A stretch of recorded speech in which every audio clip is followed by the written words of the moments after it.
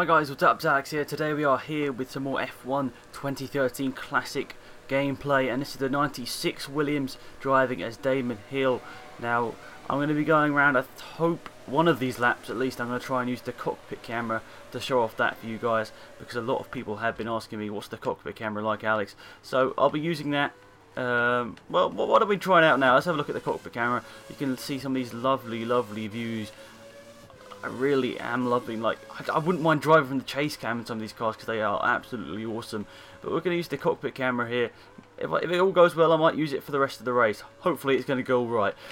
We got a 1.3 second gap to Villeneuve. I don't know why they've dropped so far behind, but it gives us a little bit of a gap, which is nice, and we can roll around at our own speed. Try and hit the corners there. But the cockpit camera is, you know, it's a bit different. It's obviously not one of the modern cars, so it doesn't look exactly the same. And I think that's a big challenge they had, is putting a realistic cockpit camera view in for the classic cars, because they've got to experiment with that for a long time. So it's going to be interesting to see how that all worked out for them. And I haven't actually tried I've only tried a couple of them with cockpit camera, and not really for that long. So it's going to be interesting to see what the other ones are like when I get around to playing them. But I'm using, I think, the most important three cars in the 90s, both the 99 cars and also this 96. I think the 92 Williams as well, that would be a nice car to drive as well. So we'll try and get some gameplay of that up at some point for you guys.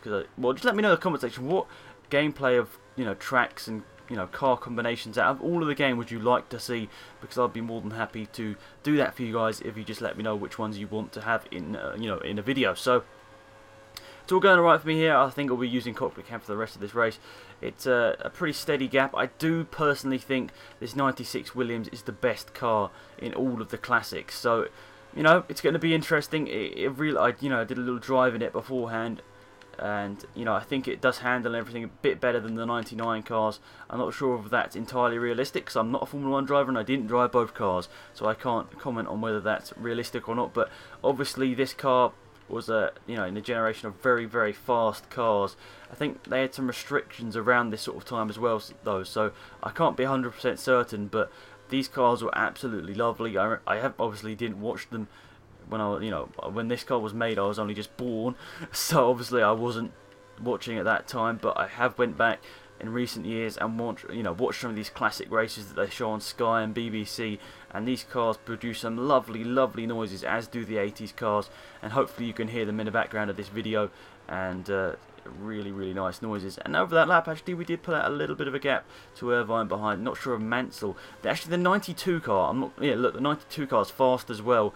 I think it could be a good race to see what's better, the 92 Williams or the 96 Williams. And then I suppose we'll compare. I suppose it's, you know, it's hard to compare as I'm the driver here.